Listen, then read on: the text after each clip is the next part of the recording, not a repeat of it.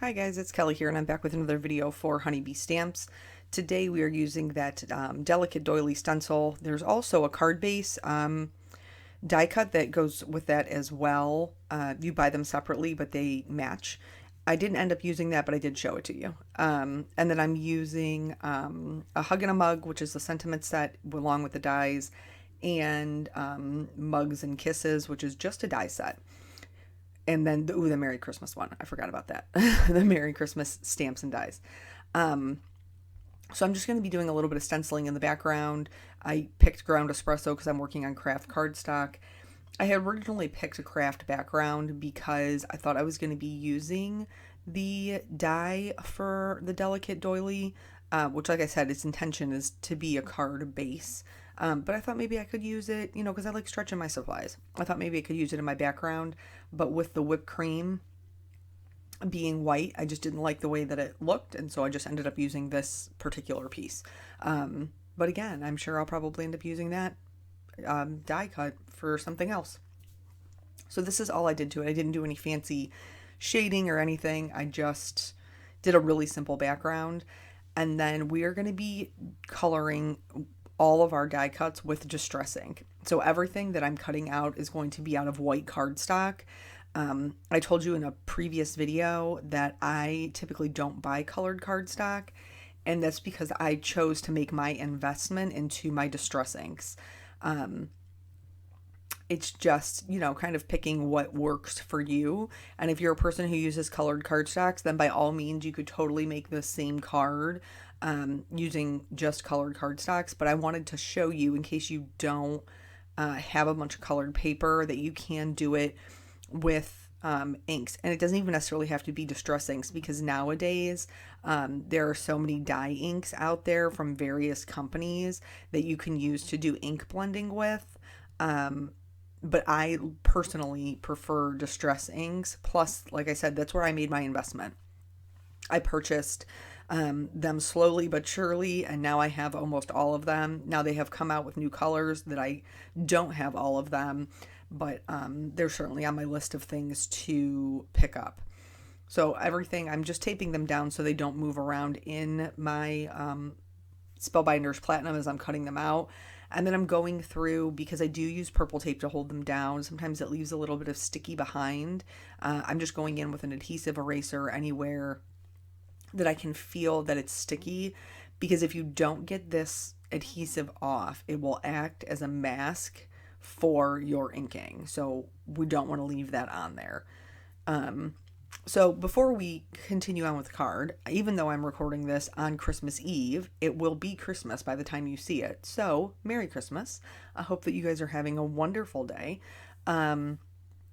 We have all kinds of things planned with our family in the next 2 days, so it's a little bit crazy. Here, I used antique linen to add just a little bit of shading to my whipped cream. Now, back in the day, if you watch my videos, I told you I used to color all of my things with Distress ink. I didn't own Copics. I didn't like water-based markers and the way that they looked. And so I did, to get smooth blending, I did everything with Distress inks. So traditionally what I would have done is I would have cut two of the dies, and then I would have cut one of them apart so that I could add all my shading. I didn't have time to do it that way this time. Plus, not everybody's really into cutting them apart and fitting them together back like a puzzle piece. So what I ended up doing to get the same shading on my whipped cream is I just tore little pieces of masking paper. And you could do this with a Post-it note. You could do it with like the Scotch masking tape. Is it Scotch? I think it is. I'll link it in the description. I happen to use Eclipse because I had a piece that was left over from another project that was sitting on my desk. And it doesn't have to be exact. I just kind of lined them up around that edge and then just added the shading to the bottom. These are my two cups, these are my two coffee, like the way that it's going to look. And so I did one a little bit lighter because that's how I drink my coffee, with lots of cream and sugar and, adding lots of lbs, lots of weight. And then Eric drinks his black. So I chose to make his a little bit darker. For the candy cane, there's two pieces. There's a solid piece and then a straight piece. I'm pretty sure you could decide whichever one you wanted to be red would be fine. You're still going to get a red and white stripe. I just chose to do the one that had the outline red because I knew I was going to stick it in the whipped cream. And then I made his cup red because he is a big fan of the color red. Me, not so much. I don't dislike it like I dislike purple as far as wearing it. I just don't own a ton of it. And you'd think I would because I go to the hair salons to make my hair blonder and I have blue eyes. And, traditionally people with fair skin, light hair, and light eyes look good in red, but it's just really not my color. I gravitate toward the blue. Blue's the boyfriend, which is why you'll see later my cup is blue. So in order to get a little bit of shading without having to cut them apart on the handles to push it kind of into the background, I just used, again, that piece of masking tape that I had laying around that had a straight edge, and then added my shading while the rest of my mug was masked. And I'm going to do the same thing to my blue mug as well. And these are just really quick, simple ways. This didn't take any time at all because we're choosing to color them the way that we are. It was really very, very fast, just to kind of get some color on them. This is my mug, because Blue's my boyfriend. And then I went back and forth about whether or not to add some color to the snowflake. And you'll see in just a second, like, I was going to leave it white, and then I was like, nah, because then there's no color over there. So what I ended up doing was just kind of pouncing my the foam pad, the one I use for my Salty Ocean. I just ended up kind of pouncing it over the top of it so that it was really light. And I was fine with that. Like, that worked for me as far as the design element. So yeah, as far as Christmas goes, we are trying to, because both being public servants, typically I would have had to work Christmas Eve, but I'm on maternity leave still. And so Eric is actually working Christmas Day this year. So we just have to kind of split it up amongst our two families. Plus, for those of you who have followed me for a long time, that Eric is Peanut's bonus dad. And so Nathan also has time that he spends with his dad and his dad's side of the family. So everything is just kind of super split up. So today we are celebrating during the day with Eric's side of the family, and then this evening with my side of the family, because this particular year, we alternate years, he is with his dad after 10:30 in the morning on Christmas Day.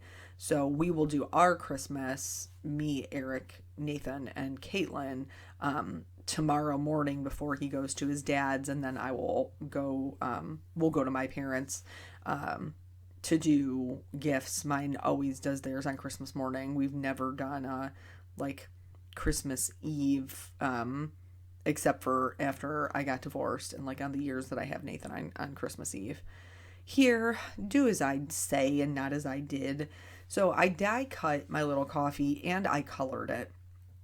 Before I stamped my little, it's adorable. They have a bunch of them. There's a snowflake one and a heart. How when they're pouring your fancy coffee at fancy places, i.e. Starbucks, because I don't even know if Starbucks does this. Does Starbucks do this? I don't know. I don't go to fancy coffee houses. I drink Dunkin' Donuts, y'all. That's where I'm at. But anywho, they're adorable in this little set. And I should have stamped it and then die cut it, but I didn't. Just because I was in the groove of coloring all the things. So I ended up having to do it after the fact. I switched my Misties because that particular Misty has adhesive on the background that I have used for full coverage background stamps. And so I just stuck it into the adhesive. So in case you do what I did instead of doing what I say, that is how I ended up being able to make that work and not having to re-die cut the whole thing. As far as the sentiment goes, I switched it up a little bit. So I thought that this little Mugs and Kisses was totally adorable. Um, but I wanted it to be a Christmas card because it's Christmas Day. I'm sharing this video on Christmas Day. And so I cut them apart. And so the sentiment, instead of saying Mugs and Kisses, is going to say Mugs, Kisses, and Merry Christmas. Again, just kind of stretching those supplies because that's what I like to do. I like to get the most bang for my buck. And if I can help you do that too, then I'm here for it. So, yeah, going to my parents. My mom, God love her. My mom is like everybody has to be at her house all day for Christmas. And like the boys sometimes leave and like go home to let the dogs out. But it's really like an all day kind of extravaganza. She cooks all day long. We do biscuits and gravy for breakfast. That's just what we always do. Including chocolate gravy, like because my grandparents are from the South and that's how my mom was raised, and chocolate gravy is delicious. And I know a lot of people hear that and think it's disgusting and it sounds gross, but it really is very, very yummy. It is not a traditional gravy. It's like cocoa powder and I think a little bit of sugar and butter to like make it smooth. I don't know the recipe, but Eric told me that I had to get it before my mother goes to heaven. Otherwise, he'll be mad at me. To which I told him Michelle knows it. My oldest sister knows the recipe. Here, I wanted to, and you could cut these off. Like, I'm gonna be honest with you. You don't have to do what I'm doing here. But I didn't know how much of the spoon that I wanted to see. And so I just made a little slit in the cup and slid the spoon in and then kind of like tested it with my coffee. I did end up having to kind of readjust it. So I just scooted it up in the back. But I wanted it to look like the spoon was sitting in the mug. And since they're die cuts, the only way to do that is to actually put the spoon in the mug. And then I glued the little coffee on top of it. And then I'm going to do the same thing for the candy cane and the whipped cream for Eric's mug. He will drink peppermint hot chocolate or whatever. I will not. I'm not really a big fan of mint, quite honestly. Like a lot of people love mint chocolate chip ice cream, or they have like those peppermint mocha lattes, and those are not for me. I'm a caramel girl. If I'm going to get a flavor, it's going to be caramel. But I typically don't get a flavor. Even like the coffee creamers that they have all kinds of different things that they come out with around the holiday season or even just anytime. They just taste super fake to me and I don't like them. So if I can't get my Dunkin' Donuts creamer, I know I'm an addict. If I can't get my Dunkin' Donuts creamer, then I would prefer half and half. And if I can't get just plain half and half, then I'll do milk. Like, it's that I dislike the fake creamer flavors that much. But some people totally love them and that's all they drink. So what are your, like, what do you guys do on Christmas morning? What are your traditions? Like I told you, like we all go to my parents and then we stay for dinner. Like we do breakfast and then like if there's clothes that were purchased, there's a fashion show. My parents had 3 daughters. So there's a fashion show that goes on. And then what do we do from there? Well, before I had kids, I would nap. But now I have the children's and there will be no napping. There will be no sleeping. Quick note. Several of you had left some suggestions on my YouTube about Caitlin's fussiness, which is very sweet, and I totally appreciate the love and support and trying to fix the problem. I think it's just general baby fussiness, because she's not holding a candle to the way Peanut was, and he was colicky. I think she's just, generally during the later evening hours is her harder time for some reason or another. But even then, even like this past week has not been as bad as the previous week. And I know they say like they're 6 weeks is like the peak of their fussiness. So hopefully the worst of it is behind us and we're moving on. Not that she's never going to like cry again. Obviously she will. But it was just a very long week. And I happened to be doing voiceovers that week, so you guys got to hear all about it. For putting the card together, I knew I wanted to pop them up, and the easiest way to do that is to pre-adhere everything. So the blue mug is on top. I glued that down to the red mug, and then I glued the Christmas to that, and along with the Mary, so that I could just flip the whole piece over and put my foam tape on all of it. First of all, it's going to make it more sturdy because all of them are stuck together with the foam tape. But then it also just makes it easier to apply it. You don't have to cut as such small pieces because it's just a bigger piece in general. And I find that works much better for me. There are still some small pieces because obviously like the spoon sticking out or the mug handles, but not as small. Speaking of small pieces with the foam tape, if you have smaller pieces and you have trouble getting the backer off, stick your fingernail in the middle of it and it will cause the side of the backing tape to kind of lift up, and then it'll be easier to remove. And then I used really teeny tiny pieces for the rest of my sentiment. I'm not usually a fan of doing this, but I wanted it to all be the same level. So sometimes you just got to do what you got to do for your card design, people. You know what I'm saying? Yeah. So this was a super quick, easy card. I hope that it gave you, some kind of ideas for other mediums that you can use to color, because not all of us have the latest, greatest things, and Distress Ink has been around for ever. I mean, it's at this point, it was just coming out when I got into card making, and that was like 13, 14 years ago. But like I said before, any inks that you have will work as long as you can ink blend with them. So thank you guys so much for joining me. I hope that you have a blessed and wonderful Merry Christmas, and I will catch you on the next video. Bye.